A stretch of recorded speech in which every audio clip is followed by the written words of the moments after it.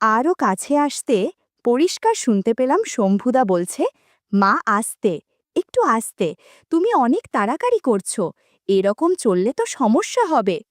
সোমা কাকিমা বলছে, জোরে কথা বলিস না বাবা, উঠে পড়বে, মুখটা এদিকে রাখ। জানালা ফাঁকা দিয়ে দেখার চেষ্টা করলাম, স্পষ্ট দেখতে পেলাম দুজনকে। সোমা কাকিমা জবা ফুল নিয়ে বসে আছে, আর শম্ভুদা জবা ফুল নিয়ে কি যেন করছে। আমার নাম সৌগত ঘোষ, 18 বছর বয়স। সবেমাত্র উচ্চ মাধ্যমিক পরীক্ষা দিয়েছি, রেজাল্ট এখনো পর্যন্ত বেরোয়নি। আমি পড়াশোনায় একেবারে ভালো নই, আমার আর পড়াশোনা হবে না, তাই ভেবে নিয়েছি পরের বছর থেকে পারিবারিক কাপড়ের ব্যবসাতে নেমে পড়ব। আমার ঠাকুরদা মানে বিমলেন্দু ঘোষ বাড়ির যাবতীয় সব সোনা গয়না কিংবা টাকা পয়সা সব কিছুই দাদার আলমারিতে থাকে। আমরা সব নাতি নাতনিরা ঠাকুরদাকে দাদা বলেই ডাকি। এক কথায় দাদার পারমিশন ছাড়া বাড়িতে একটা পাতাও বাড়ে না। বাড়ির সকলে দাদাকে খুব যেমন ভয় পায় তেমনি সম্মানও করি। দাদার কথা না শোনার সাহস কারোর নেই। কারোর টাকার দরকার হলে দাদাকে এক একটা টাকার হিসেব দিতে হয়। এই দিক থেকে আমি খুব বড়লোক, দাদা আমাকে খুব ভালোবাসেন, আমি ওনার চোখের তারা। একমাত্র আমাকেই দাদার কাছে টাকা পয়সার হিসেব দিতে হয় না। আমি যখন যাই চাই দাদা আমাকে তার থেকেও অনেক বেশি দিয়ে দেন। আসলে প্রথমবার যখন ব্যবসায় লোকসান হয়েছিল তখন দাদারও শরীর খুব অসুস্থ হয়ে পড়েছিল। সবাই ভেবেছিল দাদা হয়তো আর বাঁচবেন না। ঠিক ওই সময় আমার জন্ম হয়। জন্মের 1 সপ্তাহের মধ্যেই দাদা একেবারে সুস্থ হয়ে ওঠেন, আর ব্যবসায়ও উন্নতি হয়। তাই দাদার কাছে আমি হলাম ওনার রক্তমুখী নীলা। আর দাদি মানে আমার ঠাকুমা সাধনা দেবী সারা দিন দাদার সেবা আর পুজো পাঠ নিয়েই থাকেন। আমার বাবারা 3 ভাই আর 2 বোন। আমার জেঠু মানে অরুণকান্তি ঘোষ খুবই সাদাসিধে মানুষ, কারোর সাথে পাচে থাকেন না, খুবই শান্ত ও নিরীহ প্রকৃতির মানুষ। জেঠিমার নাম পারুল ঘোষ, উনি একজন সরকারি স্কুলের শিক্ষিকা।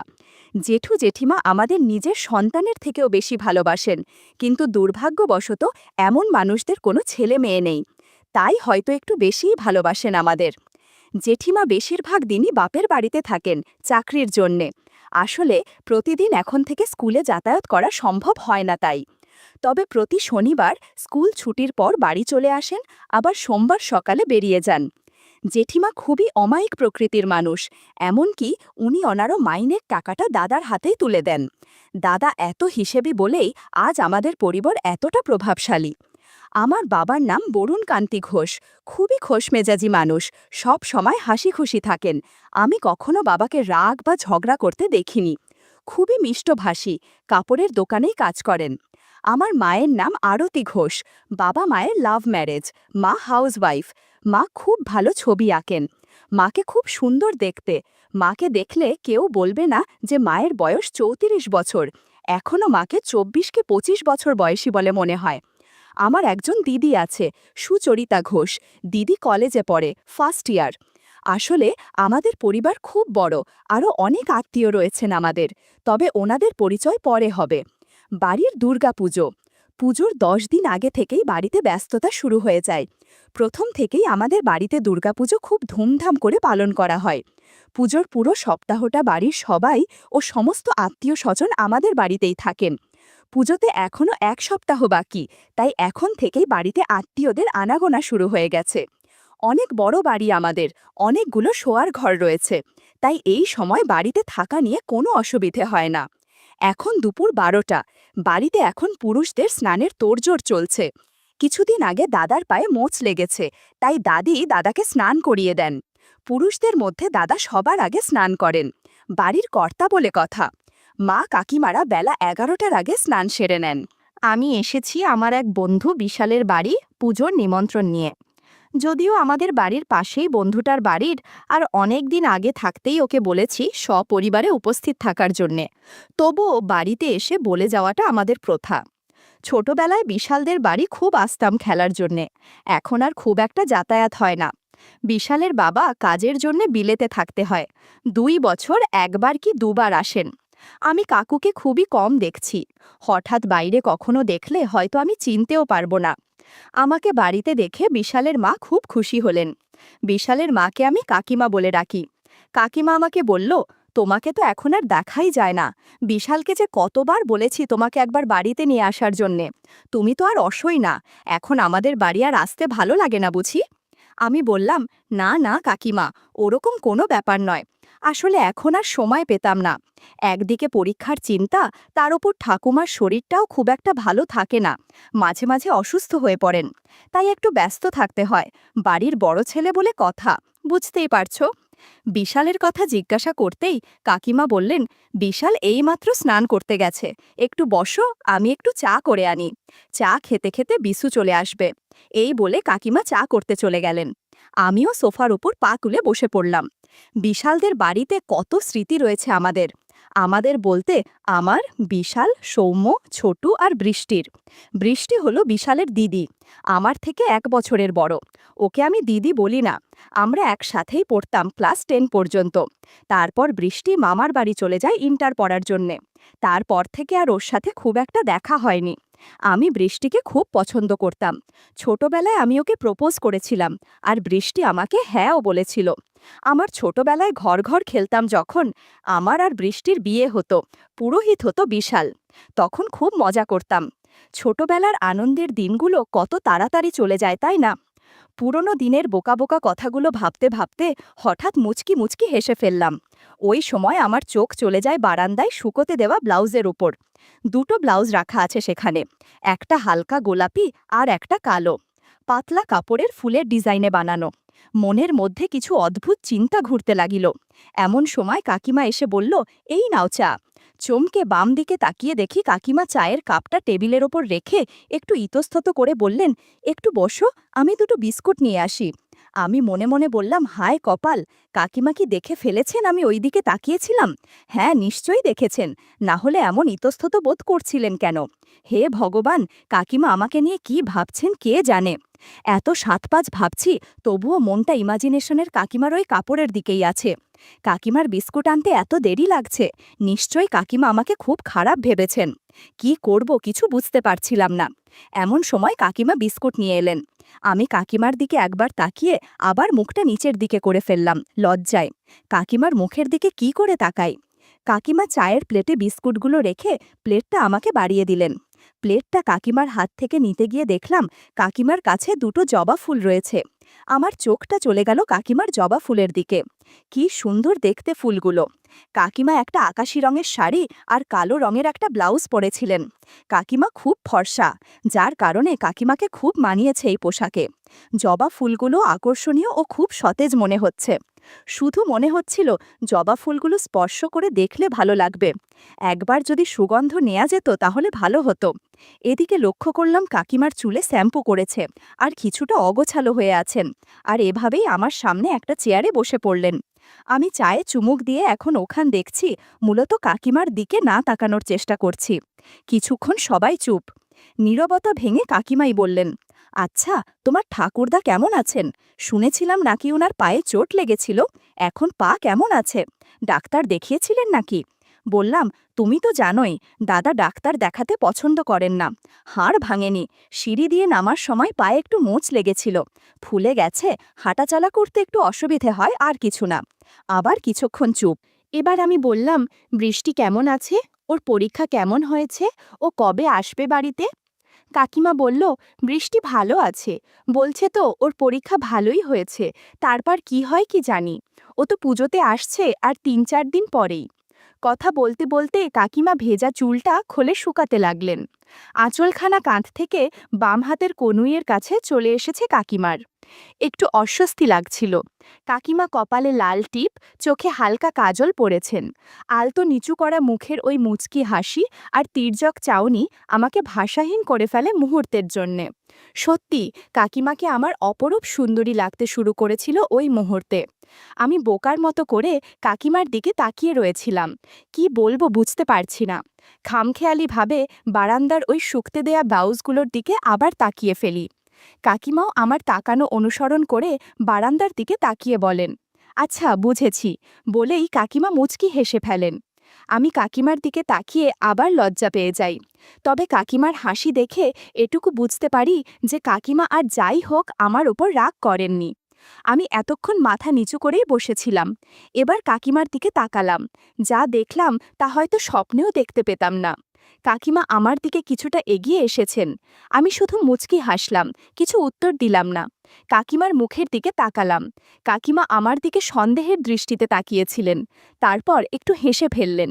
বুঝলাম প্রশংসাটা কাকিমার ভালো লেগেছে। শাড়ির আঁচলটা এবার ঠিক করে নিয়ে আমার পাশে এসে বসলেন আর বললেন, তোমরা কত তাড়াতাড়ি বড় হয়ে গেলে বুঝতেই পারলাম না। আমার চোখ জবা ফুলোর দিকেই রয়েছে। কাকিমা হেসে বললেন, দুষ্টু কথা অনেক হয়েছে, এবার চাটা খাও, ঠান্ডা হয়ে যাবে তো। এই বলে দাঁড়িয়ে পড়লেন। কিছু আগে ভেতর থেকে একটা শব্দ পাচ্ছিলাম। এবার বুঝলাম বিশাল স্নান সেরে বেরিয়ে এসেছে। বিশাল বলল, মা, ওকে খাবার না খাইয়ে পাঠাবে না, আমি কাপড়টা ছেড়ে আসি। এই বলে বিশাল ওপরে চলে গেল। কাকিমা আমার দিকে তাকিয়ে হাসতে হাসতে বলেন, খেয়ে যেও, বাকি কথা পরে হবে। কাকিমা রান্নাঘরে চলে যান খাবার বাড়তে। খাওয়া দাওয়া করে বাড়ি চলে আসি। পঞ্চমীতে বিশালরা আমাদের বাড়ি আসবে। কাকিমার সাথে এই ব্যাপারে একটু গভীর কথা বলা যাবে। খুব উত্তেজিত আমি। বিকাল 4টে বাজে। আজকে আবার পুজোর কেনাকাটা করতেও তো যেতে হবে। বাড়ির মহিলাদের সাথে কাপড় কেনাকাটা করতে যাওয়াটা বড় ভয়ঙ্কর ব্যাপার।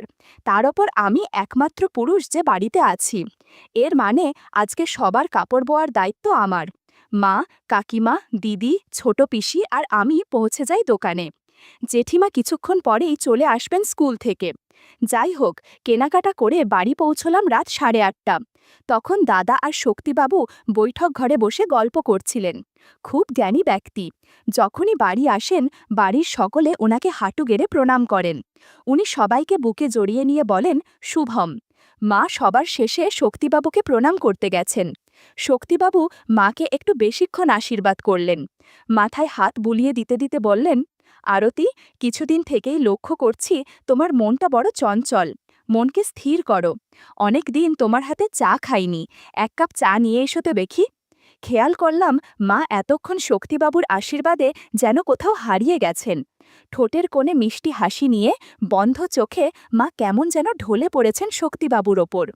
চমক ভাঙল যখন দাদা বললেন, মেজ বৌমা, ঠাকুরমশায়ের জন্য 1 কাপ চা করে নিয়ে এসো, যাও।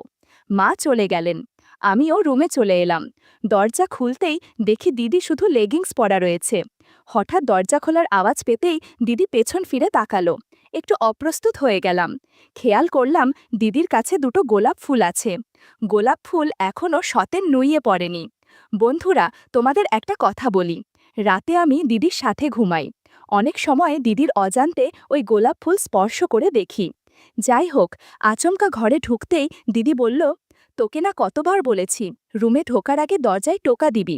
তুই ইচ্ছে করেই করিস এগুলো, তাই না? বাইরে যা, আমি কাপড় পরি, তারপর তুই আসিস। যা বাইরে। আমি বললাম, বুঝতে পারিনি তুই ছিলি ভেতরে, আমি বাইরে চলে যাচ্ছি। বলেই বাইরে চলে আসলাম। দরজায় টোকা দেওয়ার কথা যে আমি ভুলে যাই তা নয়, আসলে গোলাপ ফুল দেখার জন্যে আর নক না করে সোজা ঘরে ঢুকে পড়ি। বাইরে কিছুক্ষণ অপেক্ষা করার পর দিদি বেরিয়ে গেল।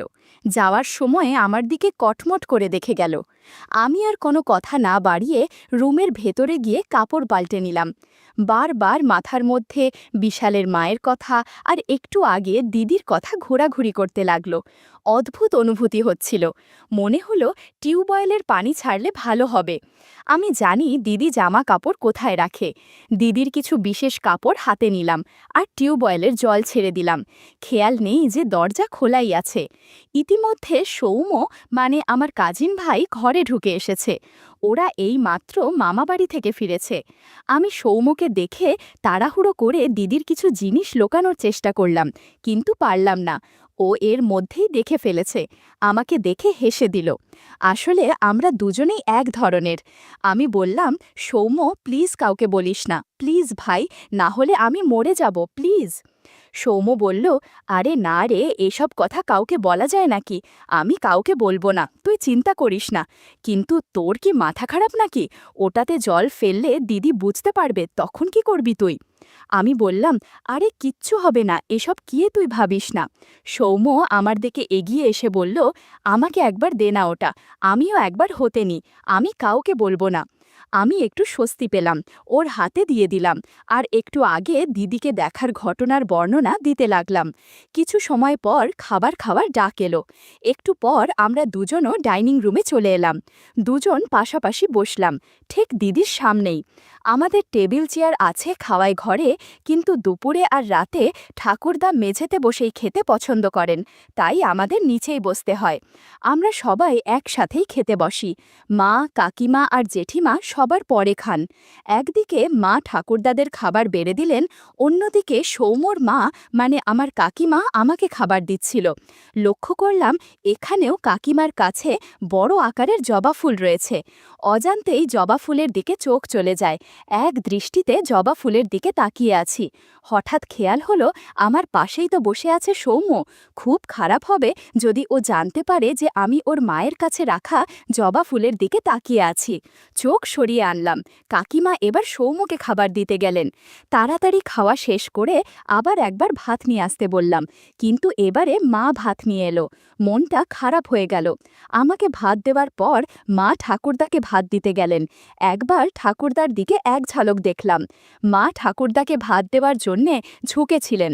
আমি স্পষ্ট দেখলাম ঠাকুরদা সোজাসুজি আমার মায়ের দিকেই দেখছেন। আমি ভুল হতেই পারি না, আমি পরিষ্কার দেখছি ঠাকুরদা একবারও চোখ সরাননি।